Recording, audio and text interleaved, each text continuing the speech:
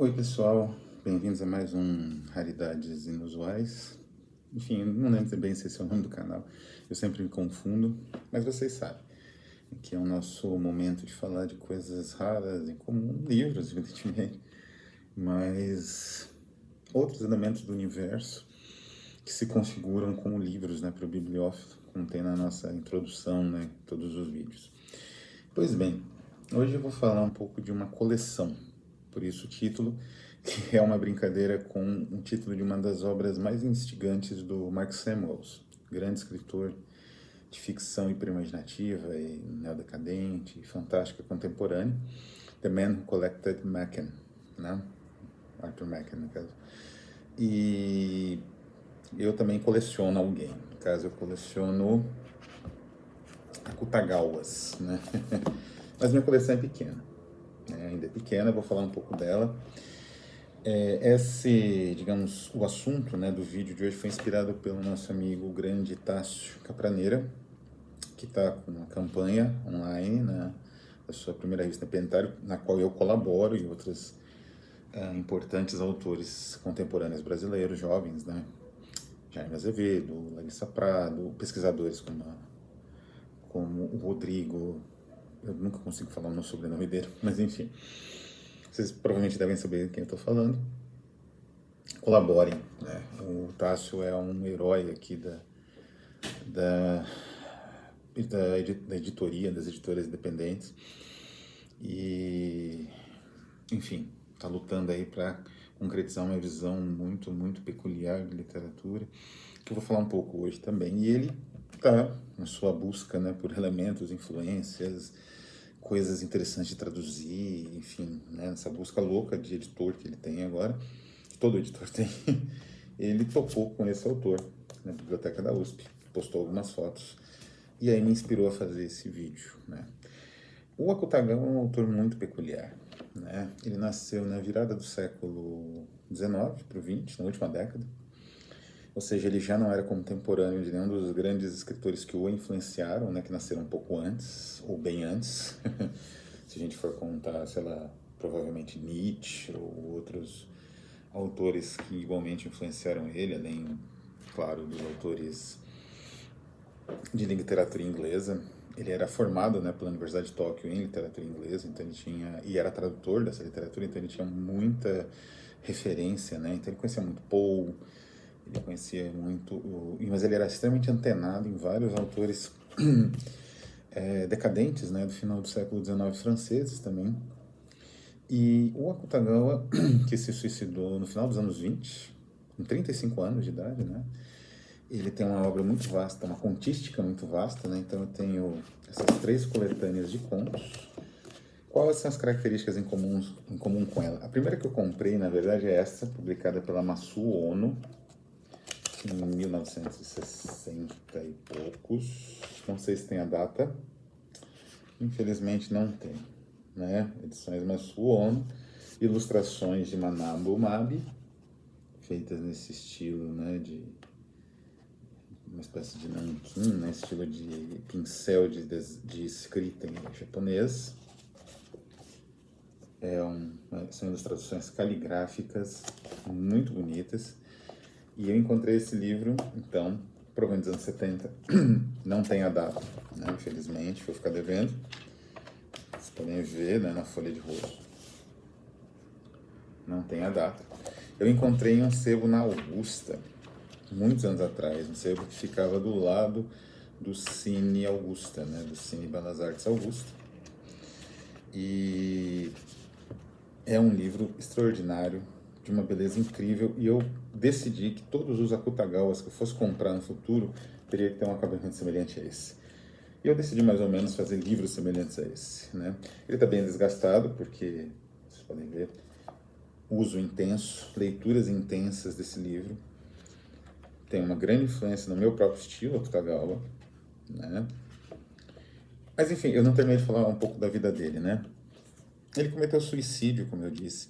A mãe dele foi internada, entrava e saía de manicômios, né? Então ele carregava isso como se fosse um peso, né? A mãe louca, enfim, com algum tipo de doença. Então, a trajetória dele, se o mundo fosse justo, né, a trajetória dele não seria tão solitária e ele estaria no mesmo patamar de um Batelli, que é muito parecido, né? O Batelli também tinha traumas, também teve tendências suicidas, às vezes sublimadas em uma espécie de catolicismo delirante, né? O Tagawa se converteu ao cristianismo, ao catolicismo. E, aliás, uma das melhores fases dele é falando sobre a vida de santos japoneses e de pessoas devotas, só com uma tamanha ironia, eu não conseguia ser piedoso, né? Era mais forte que ele. Então ele tem uma trajetória semelhante à do Batelli e teria uma vida longa, né? Como o Batelli nasceu também depois dos seus grandes influenciadores, já no final do século XIX, no século XX, mas o isolamento acabou com ele, né? Então essa foi a primeira obra de Akutagawa que eu encontrei, mas não foi a primeira não foi através dessa que eu conheci a obra dele. Eu conheci a obra dele através desta obra aqui, Rashomon, de Akira Kurosawa. Eu assisti o filme, evidentemente, no cinema, numa mostra, e passou na TV também, muitos anos atrás. Não me lembro em que programa será, o Carlton Cine, que passava na Band, ou coisa parecida, ou na Cultura, mas enfim, depois eu vi no cinema, e depois, ano retrasado, eu finalmente consegui essa versão, com essa capa do ilustrador Kent Williams, da Criterion. É um dos meus filmes prediletos da vida. Eu tenho vários, né, mas esse é um dos... Ele vem com os contos, né, em tradução para o inglês, e é um material muito rico, com as ilustrações, né, do Kent Williams. Kent Williams, ele desenhou muitos quadrinhos nos anos 80, 90, né, ele fez algumas capas da Criterion, esse O Senhor das Moscas dos anos 60 também, né. Essa é uma das capas mais bonitas da Criterion, sem dúvida nenhuma. Quando eu vi esse filme, eu percebi que estava diante de um autor notável, né? Mas eu não tive acesso ainda aos livros. Conhecia contos de coletâneas, em geral traduzidos de idiomas de passagem, né? Do francês em geral, porque era difícil encontrar a tradução direta do japonês. Quem começou essa tradução, aliás, foi a Masao Ono, grande editor brasileiro, né? Ó, várias características aqui. Bom, então foi através do filme que eu tive contato com o escritor. Não tive contato com a obra inicialmente dele, com a obra, né, de forma direta. Foi através das edições, dessa primeira edição, que eu adquiri nos anos... Agora eu não me lembro se foi nos anos 90 ou 2000, mas foi, enfim, foi numa época assim, né? E é um autor que ele não costuma ser reeditado. As edições dele, ele trabalhou muito narrativas curtas e tradução, né, de material do francês e do inglês para o japonês. Então ele não é um autor usualmente traduzido no Brasil. Contos, enfim, existe uma posição curiosa, né, do leitor brasileiro em relação a contos. O leitor em si gosta, as editoras não gostam muito porque, enfim, é um investimento mais seguro, narrativas mais longas, então grandes contistas como Robert Aickman, né, acabam ficando meio de escanteio, mesmo os medalhões, Cortázar, Borges, não tem muita edição nova deles, não é muito variada, né. Então eu acabei procurando livros importados, né, e o primeiro que eu encontrei é esse Rashomon, essa série especial da Penguin, publicado inclusive com um programa, né, de financiamento aqui, de fomento japonês. Curioso isso, né, porque a Penguin é uma editora gigantesca, né, mas mesmo eles acionam às vezes, né. Era a Classics Deluxe Edition, que era com essas capas baseadas em quadrinhos. Eu também tenho o Cândido, né, o Candide, do Voltaire, que eu acho que é um quadrinista célebre, assim, de internet, que fez a ilustração de capa.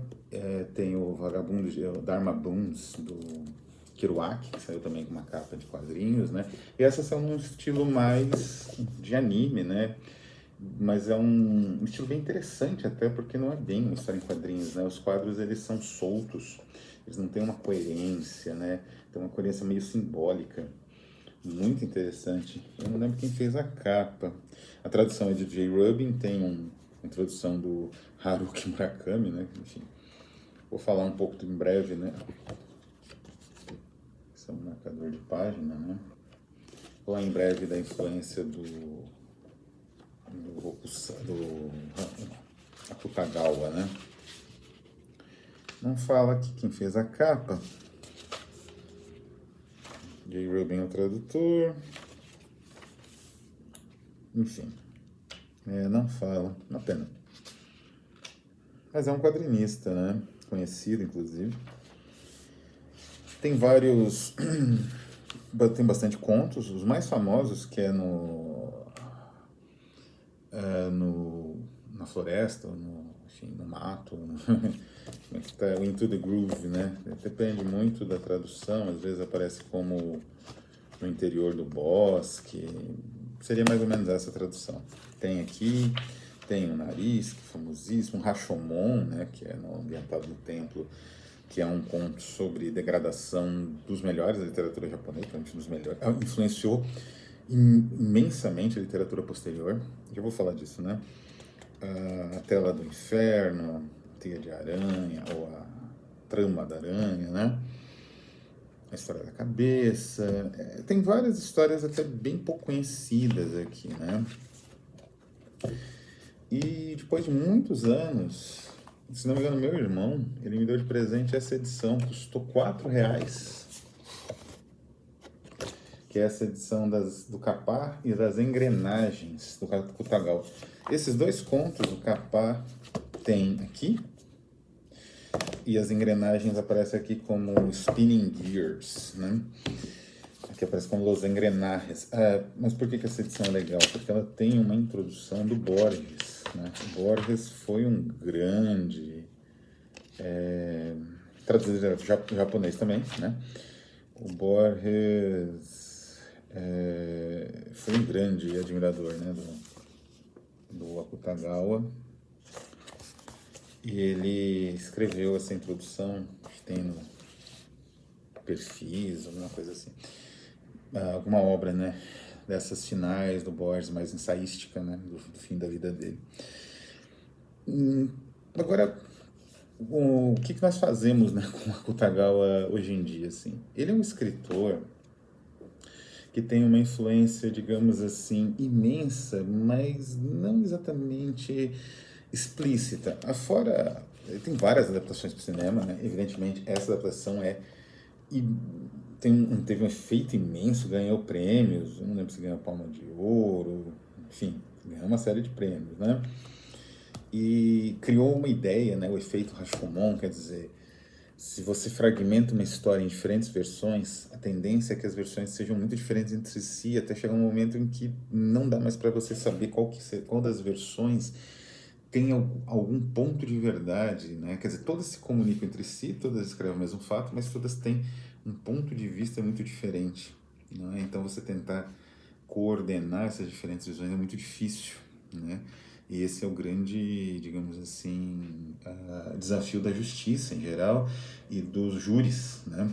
Então, esse filme aqui, ele tem digamos assim, um efeito, que seria, por exemplo, 12 Homens e uma Sentença, do Sidney Lumet, que é um dos melhores filmes feitos nos Estados Unidos, né?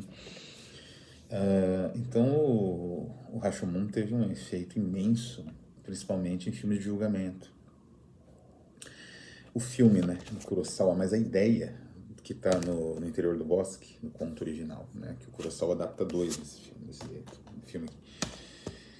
Para além do próprio, digamos assim, Kurosawa, a influência do Akutagawa é gigantesca, porque ele teve um impacto na maneira em que o japonês percebe a sua própria cultura. Ele passou, como o Akutagawa era muito crítico e tinha uma predileção pela degradação, pela representação da degradação, mesmo os contos que tentam expressar uma certa pureza quase mística, como Cristo em Nanquim, que é um dos melhores contos dele, que está nesse livro aqui, essa pureza, ela tem um elemento de degradação. E ele gosta de representar isso. E ele, digamos assim, esse elemento de degradação faz parte do jogo. Ele trabalha aquilo como um jogo. Então é algo muito único, né? É uma literatura muito complexa, muito única. Teve uma influência imensa em autores como Mishima e outros tantos, né? Porque é como se você desafiasse a tradição, tentar se aparar ao melhor do Ocidente, né? No caso, os decadentes, Poe, né? No caso da Akutagawa, e ao mesmo tempo tentar se demonstrar podridão de uma certa tradição acrítica do país dele, né? Isso vai influenciar quase toda a literatura posterior a ele, a partir dos anos 30, né? Seja das ramificações mais realistas, naturalistas, né? Seja nas ramificações mais decadentes, seja nas ramificações fantásticas, aquelas trabalhando o comportamento, biografia, questões íntimas, aquela trabalhando as contradições terríveis da sociedade japonesa. Enfim, foi um autor com uma influência gigantesca que, por conta das vicissitudes da vida dele mesmo, ele acabou, digamos assim, subterrâneo. Não que ele seja subterrâneo, como eu falei, ele influenciou um dos melhores filmes produzidos no Japão, né? Mas ele permaneceu subterrâneo, não é? Porque ele representa uma tradição que é muito crítica e que no Brasil mesmo tem poucas edições, né?